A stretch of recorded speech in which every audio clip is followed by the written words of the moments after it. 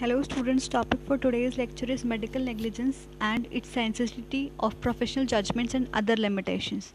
The legal system has to strike a careful balance between the autonomy of a doctor to make judgments and the right of a patient to dealt with fairly.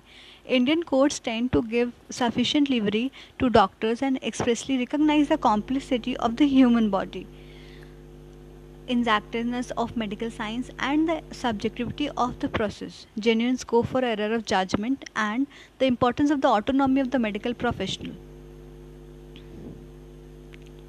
On various occasions, it was made clear that the court has no sympathy for doctors who are negligent, but it is also understood that frivolous complaints against doctors have increased by leaps and bounds in our country, particularly after the medical professional was placed within the purview of Consumer Protection Act.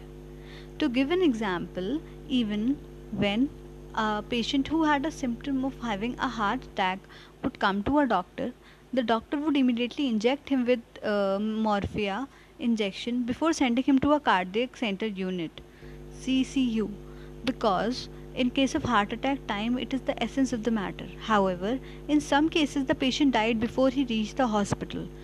After the medical professional was bought under the Consumer Protection Act, in case Indian Medical Association versus VP Sanstha, in this it was held that the doctors who administered morphia or pethidine injection are often blamed in cases of medical negligence are filed against them.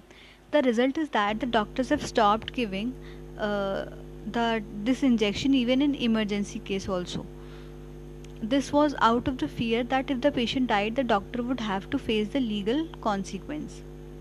Right? Then,